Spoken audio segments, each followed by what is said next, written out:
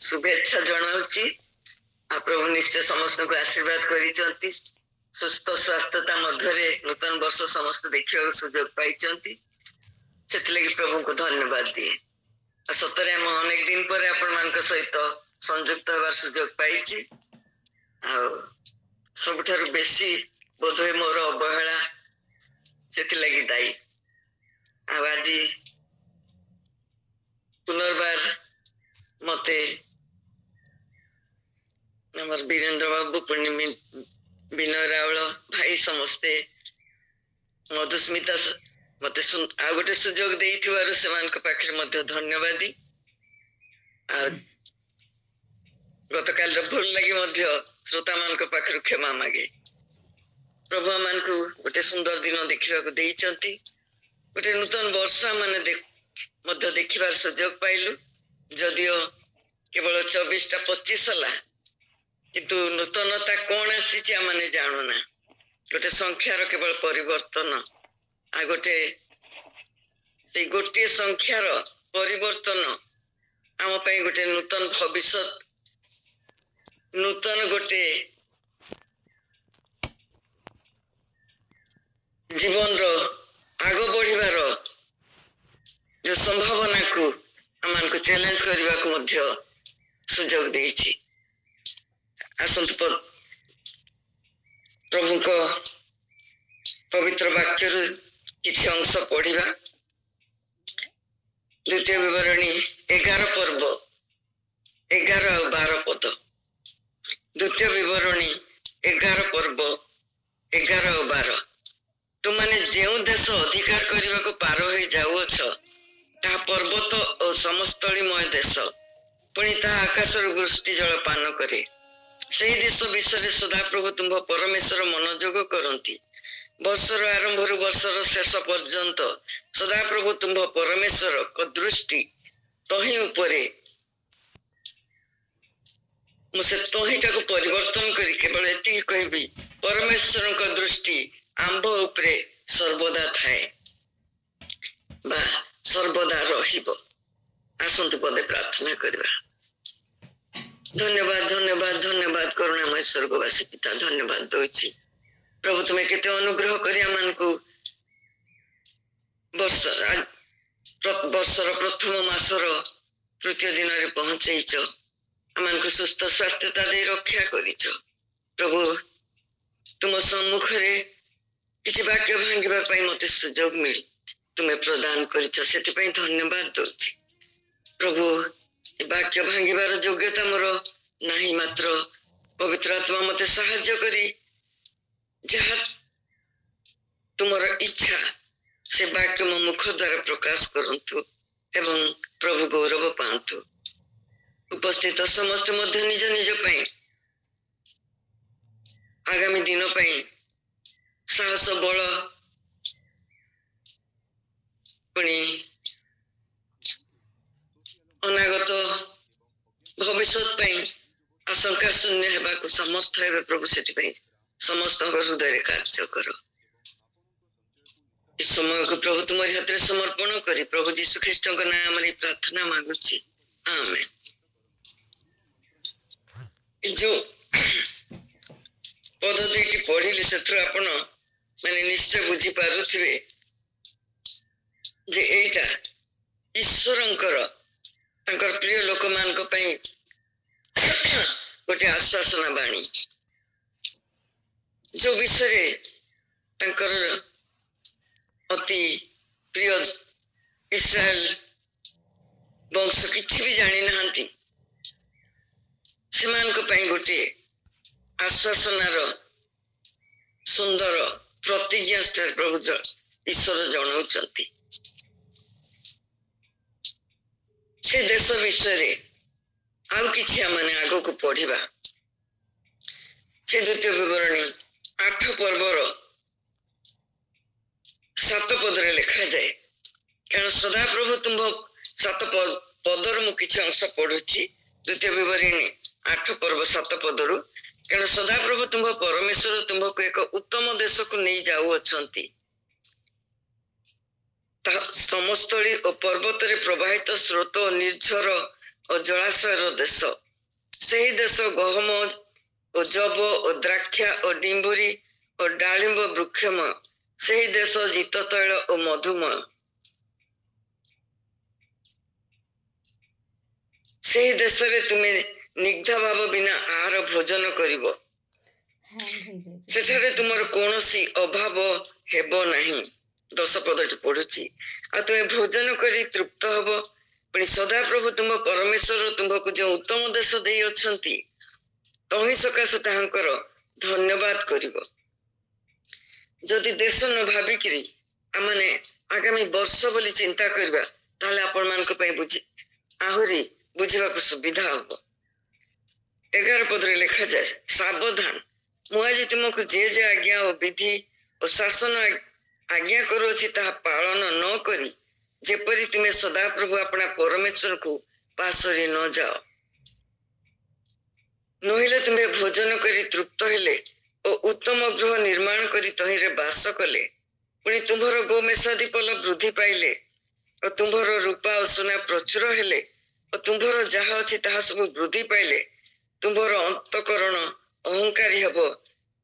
ପୁଣି ଯେ ମିଶ୍ର ଦେଶରୁ ଦାସ୍ୟ ଗୃହରୁ ତୁମକୁ ବାହାର କରି ଆଣିଲେ, ଯେ ତୁମ୍ଭର ଭବିଷ୍ୟତ ମଙ୍ଗଳ ନିମନ୍ତେ ତୁମକୁ ନମ୍ର କରିବାକୁ ଓ ତୁମ୍ଭର ପରୀକ୍ଷା ନେବାକୁ ଜାଳ ଦେଇ ସର୍ପ ଓ ବିଛା ପୁଣି ନିର୍ଜଳ ଶୁଷ୍କ ଭୂମି ଥିବା ଏ ବିସ୍ତୀର୍ଣ୍ଣ ଓ ଭୟାନକ ପ୍ରାନ୍ତର ଦେଇ ତୁମକୁ ଗମନ କରାଇଲେ, ଯେ ତୁମ ନିମନ୍ତେ ଚକମକି ପ୍ରସ୍ତରମୟ ଶୈଳରୁ ଜଳ ବାହାର କଲେ, ଯେ ତୁମ୍ଭ ପୂର୍ବ ପୁରୁଷ ମାନଙ୍କର ଅଜ୍ଞାତ ମାନା ଦ୍ୱାରା ପ୍ରାନ୍ତରରେ ତୁମକୁ ପ୍ରତିପାଳନ କରେ, ଏପରି ସଦାପ୍ରଭୁ ତୁମ ପରମେଶ୍ୱରଙ୍କୁ ତୁମ୍ଭେ ପାଶୋରି ଯିବ।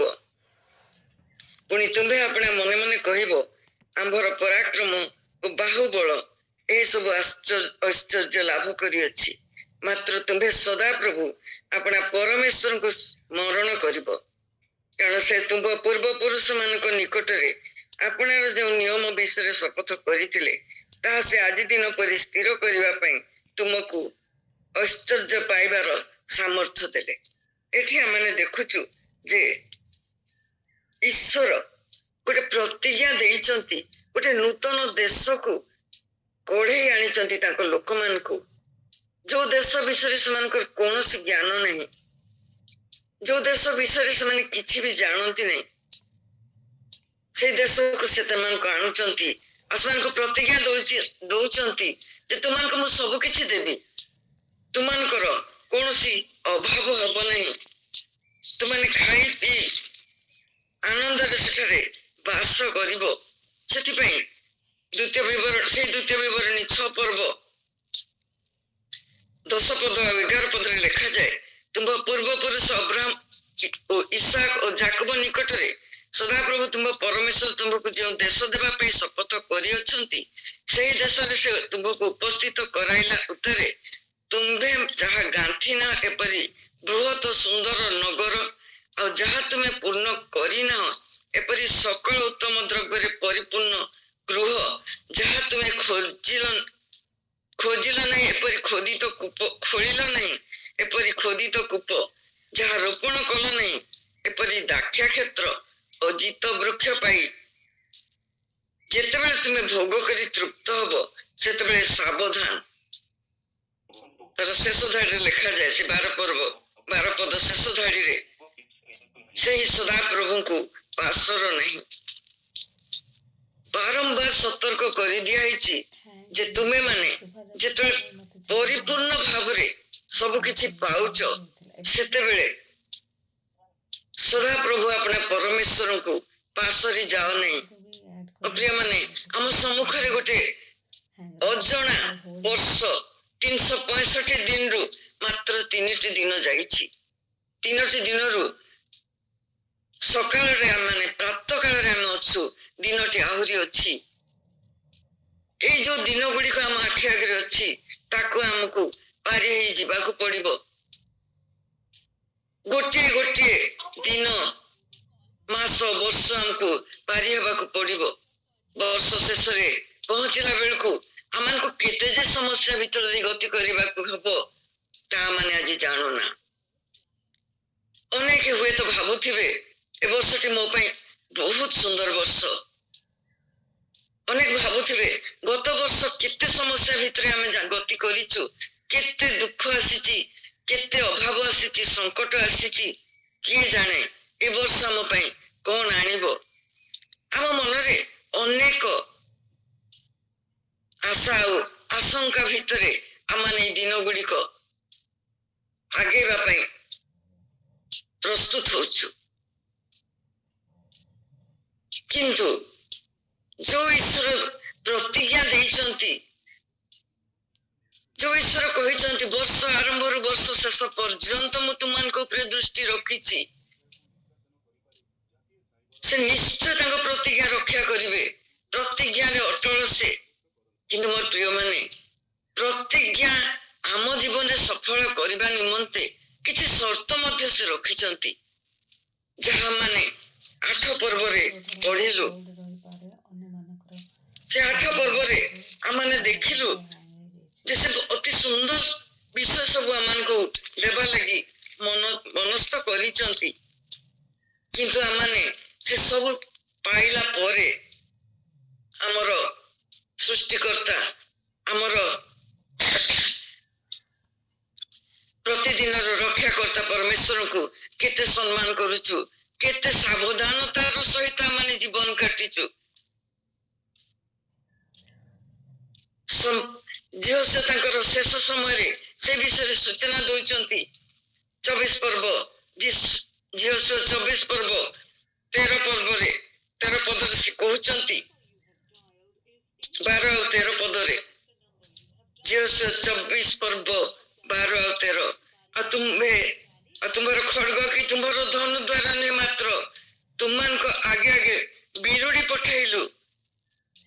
से बिरुड़ी मध्य पठेई तांकर लोक मान को रक्षा करी थांती। आमे अनेक समय भाबु आम पई जेतले समस्या आसुची आमे किपरि रक्षा पाइबा। आमान को सम्मुख रे विराट प्रतिरोधकारी भयंकर भाव रे हुंकार दे से माने मारी आसुचंती। तांको हाथ रे माने किपरि उद्धार पाइबा, कि आमान को रक्षा पाइबो।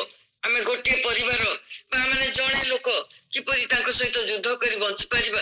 किंतु एठी आमे देखु ईश्वर तांकर रक्षा करबा निमंते अस्त्रर आवश्यकता तांकर न थाए। बाक्यरे माने निश्चय आपण माने देखिथिबे कोठी से पत्थर द्वारा, कोठी से शिलावृष्टि द्वारा, कोठी भयंकर शब्द द्वारा विभिन्न समय विभिन्न प्रकार से तांकर लोक मान को रक्षा करूचंती। से कहउचंती जे बिरुड़ी द्वारा से बिरुड़ी पठेइथिले रक्षा करिथिले। पुणी 13 पद से कहउचंती आ तुम माने जहिरे परिश्रम करिना एपरि एक देश जहा जहा तुमने निर्माण करिना एपरि नगर मान आमे तुमान को देलु। तो तुमने बास करूछ। तुमने जो द्राक्षा क्षेत्र गीत वृक्ष रोपण क्षेत्र रोपण करी न कल ताहा तुमने भोग करूछ।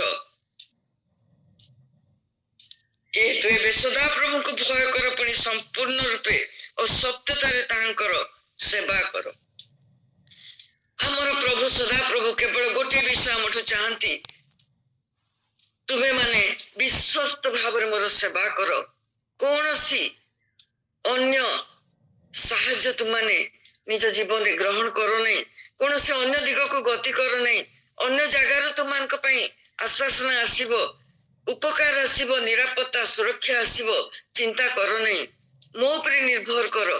मु तुमान को प्रतिज्ञा देइछि जे मु तुमान को गोटे गोटे मुहूर्त रक्षा करिबी। से रक्षा करिवे किंबा से रक्षार से विपद मध्य रे आमान को चलाई नबा लगी से बल शक्ति सामर्थ्य प्रदान करिवे। तांकर योजना आम पई बहुत बड़ योजना। आम प्रत्येक तांकर गोटे गोटे योजना अच्छी, किंतु से योजना को आम अनेक समय रे भूली जाई थाओ। से योजना जे आम पई अछि ताको आमने ग्रहण करबा को अनेक समय रे रिफ्यूज कर देई थाओ। हमर निज मनर मार्ग रे आमे चालू, हमर निजर अबाध्यता को आम व्यवहार करू।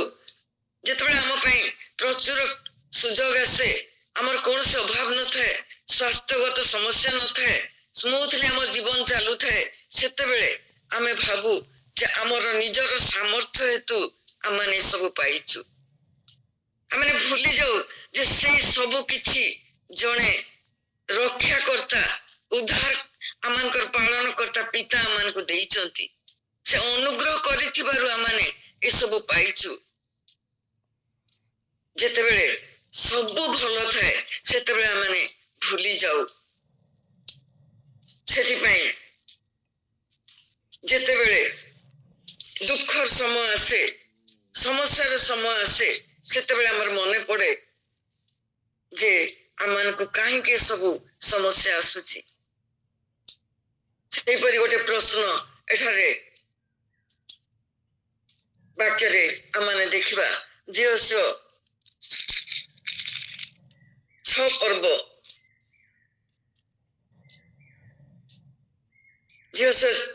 କ୍ଷମା କରିବେ, ବିଚାରକର୍ତ୍ତା 6 ପର୍ବ 12 ପଦ ଆଉ 13 ପଦରେ 12 ପଦର ଶେଷ ଅଂଶରେ ଲେଖାଯାଏ, ହେ ମହାବିକ୍ରମଶାଳୀ ଲୋକ, ସଦାପ୍ରଭୁ ତୁମ ସାଙ୍ଗରେ ଅଛନ୍ତି ବୋଲି ଯେତେବେଳେ ଦୂତ ତାଙ୍କୁ ଗିଦିଓନକୁ ସମ୍ବୋଧନ କରୁଛନ୍ତି, ସେ ତାଙ୍କୁ କହୁଛନ୍ତି ଯେ ସଦାପ୍ରଭୁ ତୁମ ସଙ୍ଗରେ ଅଛନ୍ତି। ଆଉ ସେତେବେଳେ ଗିଦିଓନ ତାଙ୍କୁ ପ୍ରଶ୍ନ କରୁଛନ୍ତି 13 ପଦରେ। ଏଥିରେ ଗିଦିଓନ ତାଙ୍କୁ କହିଲେ, ହେ ମୋର ପ୍ରଭୁ, ଯେବେ ସଦାପ୍ରଭୁ ଆମମାନଙ୍କ ସାଙ୍ଗେ ଥାନ୍ତି ତେବେ ଆମମାନଙ୍କ ପ୍ରତି ଏସବୁ ଘଟୁଅଛି କାହିଁକି? ପୁଣି ସଦାପ୍ରଭୁ ଆମମାନଙ୍କୁ କି ମିଶରରୁ ଆଣି ନାହାନ୍ତି? ଏହା କହି ଆମମାନଙ୍କ ପୂର୍ବପୁରୁଷ ମାନେ ଆମମାନଙ୍କ ଆଗରେ ତାହାଙ୍କର ଯେ ସବୁ ଆଶ୍ଚର୍ଯ୍ୟ କ୍ରିୟାର କୀର୍ତ୍ତନ କରିଥିଲେ ସେସବୁ କାହିଁ? ମାତ୍ର ଏବେ ସଦାପ୍ରଭୁ ଆମମାନଙ୍କୁ ତ୍ୟାଗ କରିଅଛନ୍ତି ଓ ଆମମାନଙ୍କୁ ମିଦିଆନ ମାନଙ୍କ ହସ୍ତରେ ସମର୍ପଣ କରିଅଛନ୍ତି। ଏଠାରେ ଆମେ ଦେଖୁ ମିଦିଆନ ପ୍ରଶ୍ନ କରୁଛନ୍ତି, ସଦାପ୍ରଭୁ ଆମ ସଙ୍ଗରେ ଅଛି ବୋଲି ଆପଣ କଣ କହୁଛନ୍ତି? ସଦାପ୍ରଭୁ ଥିଲେ କଣ ଆମ ଜୀବନରେ ବା ଆମର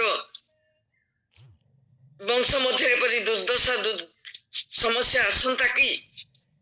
କିନ୍ତୁ ସେ ଦେଖୁନାହାନ୍ତି ତାଙ୍କ ନିଜ ଜୀବନକୁ, ତାଙ୍କର ବଂଶର, ତାଙ୍କର ଜାତିର କୋଉ ସମସ୍ୟା, କୋଉ ମନ୍ଦତା ହେତୁ ସେମାନଙ୍କ ପାଇଁ ଏ ଦୁଃଖ ଆସିଛି।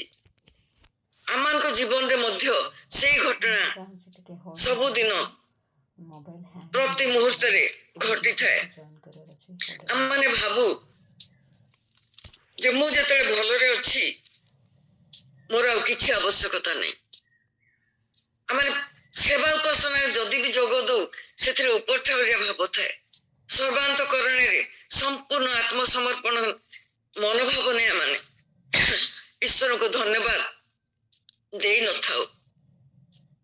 ଧନ୍ୟବାଦ ଦେଲା ବେଳେ ବି ଆମ ମନରେ ଥାଏ ଯେ ମୋର ଶକ୍ତିରେ, ମୋର ସାମର୍ଥ୍ୟରେ ମୁଁ ଏସବୁ ପାଇଛି, ମୁଁ କରିଛି, ମୋର ଘର, ମୋର ସମ୍ପତ୍ତି, ମୋର ପିଲାପିଲିଙ୍କୁ ମୁଁ ଉତ୍ତମ ରୂପେ ପାଠ ପଢେଇ ଆଜି ସେମାନେ ଯାହା ହେଇଛନ୍ତି ତାହା ମୋ ଦ୍ୱାରା ହେଇଛି। ମୁଁ ସେମାନଙ୍କ ଲାଗି ଏତେ ଖର୍ଚ୍ଚ କଲି, ତେଣୁ ସେମାନେ ପାଠ ପଢି ଆଜି ଏତେ ଉଚ୍ଚରେ ଅଛନ୍ତି। ମୋର ସ୍ୱାସ୍ଥ୍ୟ, ମୋ ପିଲାଙ୍କ ସ୍ୱାସ୍ଥ୍ୟ ଅତି ଉତ୍ତମ, କାରଣ ମୁଁ ସେମାନଙ୍କୁ ସଠିକ ଭାବରେ ପ୍ରତିପାଳନ କରୁଛି। ଈଶ୍ୱର ପଛରେ ରହିଯାଆନ୍ତି ଆଉ ଆମର ଆତ୍ମଗର୍ବ ଆମ ସମ୍ମୁଖରେ ରହେ। ଆଉ ସେତେବେଳେ ହଠାତ୍ ଗୋଟେ ଭୟଙ୍କର ଘଟଣା ଘଟେ, ହଠାତ୍ କିଛି ସମସ୍ୟା ଆସିଯାଏ ଆଉ ମୁହଁରୁ ବାହାରେ, ପ୍ରଭୁ ତୁମେ ମତେ ପରିତ୍ୟାଗ କଲ, ପ୍ରଭୁ ତୁମେ ମୋ ପାଖରେ ନାହଁ କି? ପ୍ରଭୁ ତୁମେ ମତେ କାହିଁକି ଛାଡିଦେଲ? ମୁଁ ଯେ ପ୍ରଭୁ ତୁମକୁ ଛାଡିଦେଲି ବୋଲି ଆଜି ଅବସ୍ଥାରେ ମୁଁ ସମସ୍ୟା ଫେସ୍ କରିଛି ତାହା ମାନେ କହିନଥାଉ। ଆମେ ସିଧା ସିଧା କହିଥାଉ, ପ୍ରଭୁ ତୁମେ ଆମକୁ ଛାଡି ଦେଇଛ।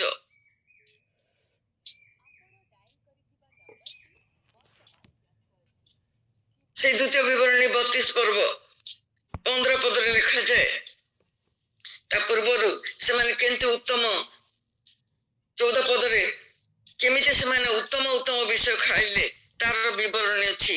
ଆଉ 15 ପଦରେ ଲେଖାଯାଏ, ମାତ୍ର ଯୀଶୁରଣ ଚର୍ବିରେ ଫୁଲି ପଦାଘାତ କଲା। ठीक अच्छे मुझे आग को टिके पढ़ी दिए 14 पदटा 32 पर्व 14 पद 15 पद तुम्हें गोबोधी गोदधी और छाग दुग्ध सहित मेषमेद और बासन देशीय मेष छागर मांस सहित उत्तम गहमर सार खाइल पुणी तुम्हें द्राक्षार रक्तवर्ण रस पान कल मात्र जीशु ऋण चर्बी फुली पदाघात कला तुम्हें चर्बी फुली अछ तुम्हें मोट हो तुम्हें चिकण हो तहु से अपना सृष्टिकर्ता परमेश्वर को त्याग कला पुणी अपना त्राण रूप शैल को लघु ज्ञान कला मो प्रिय माने एटा होची आमानकर समस्यार कारण आमाने निजे ही आमर समस्या डाकी आणु आमे निजे ही निजको विपद रे पकई थाउ आमाने जानू साधारण भाव रे आमाने जानू जे एई खाद्य एतिकी परिमाण रे खाइले मो स्वास्थ्य ठीक हबो मोर किसी समस्या हबनी किंतु लोभर पड़ी जदि आमे अधिक खाइदबा ताहेले आपण माने समस्त निश्चय भुक्तभोगी हिथिबे गोटे सीमित भोजन आमको स्वास्थ्य दब सुस्थता दब निरापत्ता दब निरोग रखिब सेहीपरि जेतेबेले ईश्वर को लोक माने ईश्वर को भूली जाए अधिक किछि निज इच्छा रे निज चेष्टा करने को आगे जाती से भूली जाती जे जहा किछि मो पाइछि जहा किछि मो जीवन रे घटुछि जहा किछि मो परिवार ऊपर आशीर्वाद आसुछि सेटा मोर निजर परिश्रम रो फल नुहे सेटा गोटे दान सेटा गोटे अनुग्रह रो दान सेति पई बारंबार वाक्य रे कहा जाइछि जे तुमे माने नम्र भाव रे ताहांक चरण तले निज निजको समर्पण कर ताकू प्रथम स्थान दियो ताहले से तुमर सब समस्यार समाधान करिवे आमाने जानिछु आरंभ रो पढ़िली जे गोटे नूतन संपूर्ण गोटे नूतन देश भितरे बा गोटे नूतन राज्य को ईश्वर समान को प्रवेश करैचंती सेठी चलिबा लगी जहा आवश्यक अछि से विषय गुड़िक आमे कौन कले ईश्वरंकर अनुग्रह लाभ करिबा निरापत्ता सुरक्षा पाइबा से विषय रे प्रभु मान को नितांत उपाय सब कही देइचंती वाक्यर आरंभ रो शेष जा माने जदि देखिबा प्रत्येक जगह से मान को परामर्श सब आमान को निमंते दिया जाइछि जे होस्य 3 पर्व 4 पद रे स्पष्ट भाव रे ईश्वर कहंती 3 पर्व 4 पद रो शेष भाग रे कारण एथि पूर्वे तुमे माने ए पथ पार होई जाई न प्रथम हला आमे ए पथ बा ए नूतन वर्षर दिन गुड़िक विषय किछि जानू ना अंध भाव रे माने आगो को बढ़िबा को जाउछु गोटे गोटे दिन आम पे कौन आनिबो को पथरे माने गति करबा बा जो पथरे में गति करबा ता केते निरापद केते आमान को सुरक्षित रखिबो आमाने जानू ना सेथि लागि एठी ईश्वर स्पष्ट भाव रे कहउचंती तुमे ए पथ दे आगो को जाई ना तेनु तुमान को संपूर्ण रूपे ईश्वर को ऊपर निर्भर करबा को पड़िबो द्वितीय विवरणी 1 पर्व 30 पद रे लिखा जाए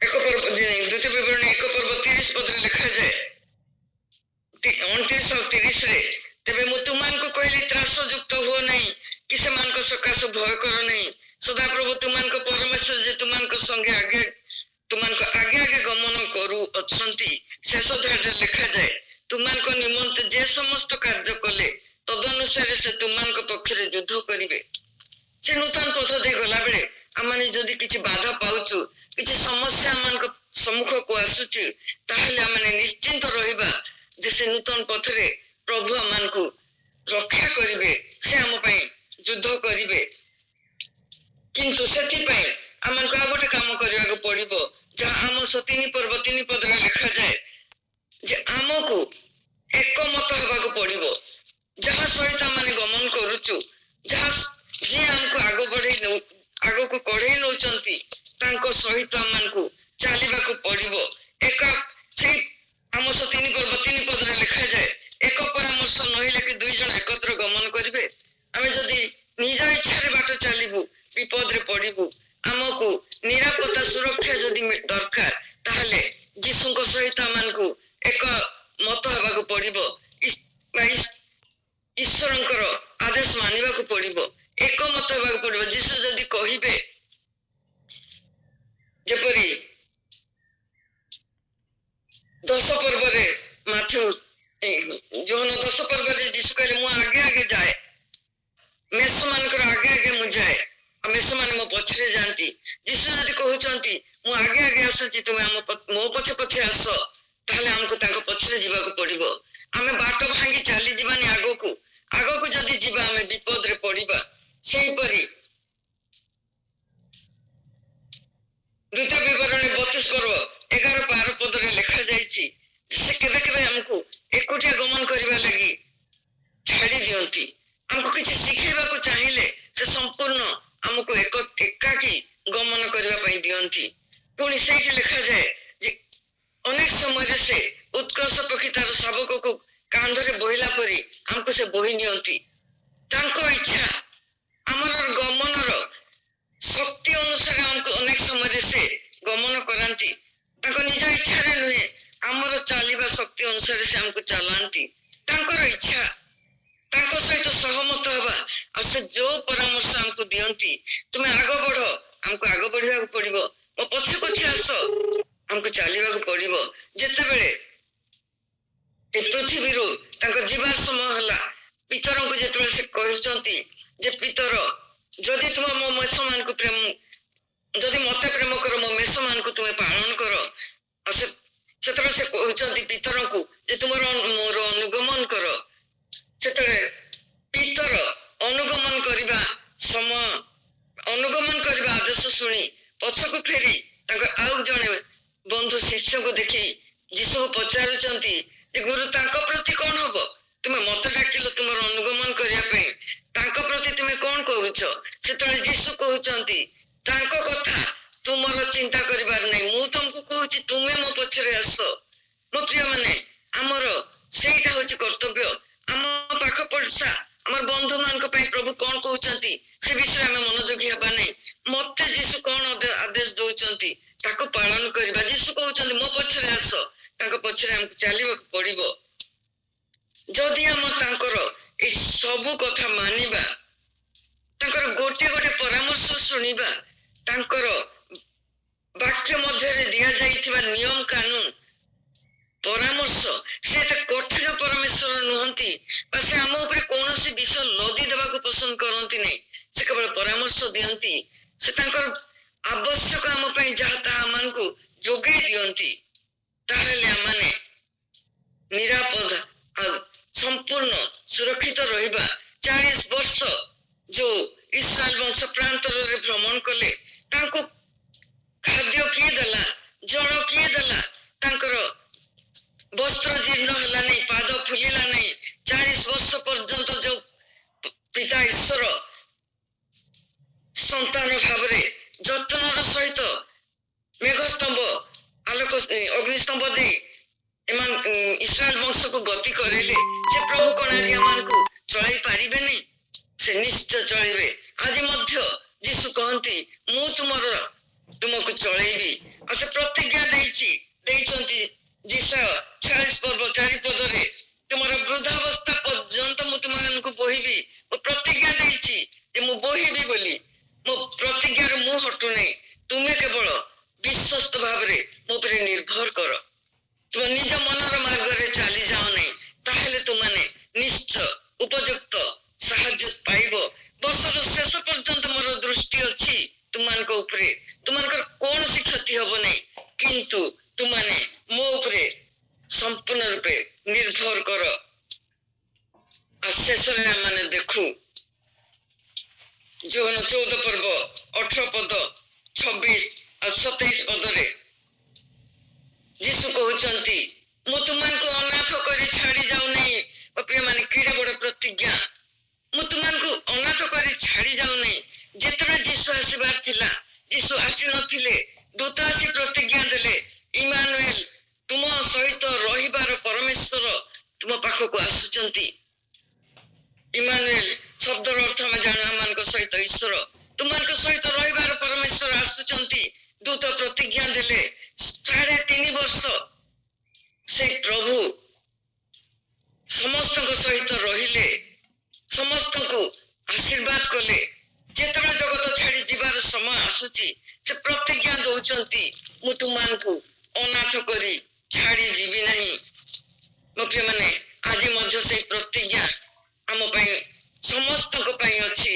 जीशु कहते मु तुमको अनाथ करी छाड़ी आसी नहीं, मु तुमको साहाय्यकारी जोगाई देइछि। जो साहाय्यकारी तुमको साहाय्य करिवे से 14 पर्व जोन 14 पर्व 26 पद से कहती से साहाय्यकारी अर्थात पवित्र आत्मा पिता मो नाम रे प्रेरण करिवे। से तुमको समस्त विषय शिक्षा देवे।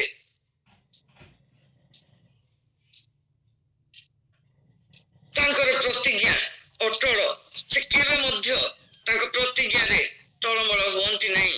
आ 14 पर्व से जो 14 पर्व 18 पद से स्पष्ट भाव में कहते मु तुमको अनाथ करी छाड़ी जीवी नहीं। आज मध्य से कहते मु तुमको अनाथ करी छाड़ी दे आसी नहीं। तुमने अनाथ नुह, तुमको तुम साहाय्य तुमको निकट में रहा, तुमको परामर्श देवाई, पथ देखा, तुमको जीवन सब समस्या को समाधान करने, तुम जहाँ आवश्यक जोगे देवाई। आई जो अजणा पथ 352 दिन 300 क्षमा करेंगे 365 दिन रु 3 दिन काटी दिंतु।